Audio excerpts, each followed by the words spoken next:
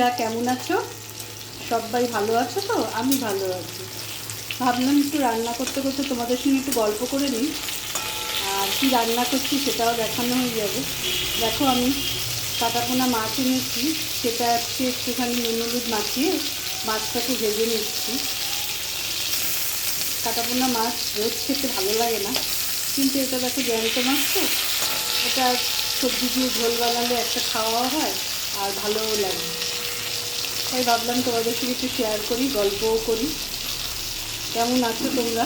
তোমাদের সবাইকে ধন্যবাদ যারা আমার ভিডিওটা দেখো আর লাইক কমেন্ট শেয়ার করো। মাছগুলো দেখো লাল করে ভাজা হয়ে গেছে। মাছগুলো এবার তুলে নিই। কড়াইটা আর একটু তেল দিয়ে দিয়েছিলাম, এবার একটু গোটা সাদা জিরে ফোড়নে দিয়ে দেবো। এবার আলুগুলো দিয়ে দেবো। এবার নুন দিয়ে দিচ্ছি, এবার একটু হলুদ দিয়ে দিচ্ছি। আলুটাকে একটু নুন হলুদ দিয়ে ভেজে নেব।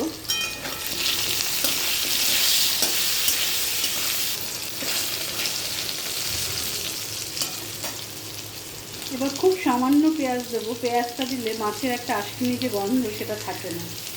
খুব সামান্য দিলাম। আর টমেটো দিয়ে দিলাম।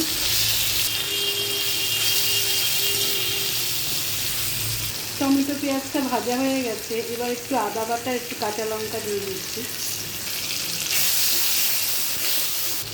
এবার একটু জিরে আর কাশ্মীরি সামান্য লঙ্কার গুঁড়ো দিয়ে এটাকে কষিয়ে নিই। জিরে গুঁড়ো আর কাশ্মীরি লঙ্কার গুঁড়োটা একটু সামান্য জল দিয়ে গুলে নিয়েছিলাম। মশলাটা কষিয়ে নেব, সামান্য জল নেব, ভালো করে এটা কষিয়ে নেব। মশলাটা যদি একটু ভালোভাবে কষানো যায় না, তাহলে রান্নাটা কিন্তু খেতে ভালো লাগে। মশলা যতবার জল দিয়ে অল্প অল্প করে কষাবে, নাহলে তেলটা ছাড়বে, তত রান্নার টেস্টটা ভালো হয়। দেখুন বন্ধুরা, তেল ছেড়ে গেছে, আবার একটু সামান্য জল দিয়ে কষবো, অল্প দিলাম।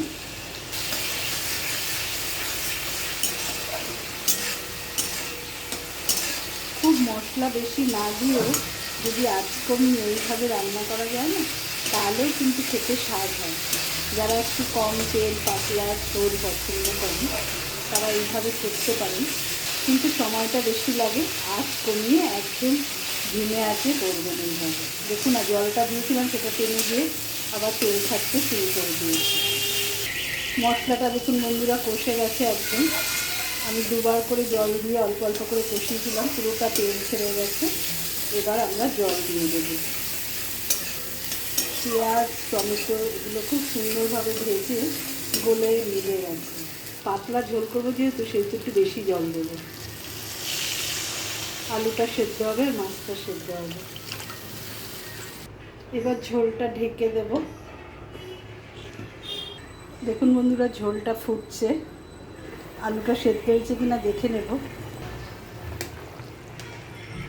আলুটা চেক করে নিচ্ছি সেদ্ধ হয়েছে কিনা। হ্যাঁ বন্ধুরা, আলুটা সেদ্ধ হয়ে গেছে, ভেঙে গেল দেখুন, বুঝলেন? এবার মাছগুলো দিয়ে দেব। মাছগুলো সব দিয়ে দিলাম। এবার কিছুটা ধনেপাতা দিয়ে দিচ্ছি, তাতে আরও বেশি স্বাদ লাগে। আর একটু 2 মিনিট ঢেকে দেব। ঢেকে দিলাম, একটু 2 মিনিট ফুটিয়ে নামিয়ে নেব। 2 মিনিট হয়ে গেছে, ঢাকনাটা খুলে দেখে নেব। দেখুন বন্ধুরা, আমার মাছের ঝোল পুরো রেডি। পাতলা মাছের ঝোল, আলু ধনেপাতা দিয়ে কাটাপোনা মাছের ঝোল, খুব টেস্ট লাগে। সবাই যদি ভালো লাগে একটু লাইক কমেন্ট করবেন। আর অনেক ভালোবাসা আপনাদের, আমাকে এত উৎসাহ দিচ্ছেন, অনেক ধন্যবাদ। সবাই ভালো থাকবেন, সুস্থ থাকবেন।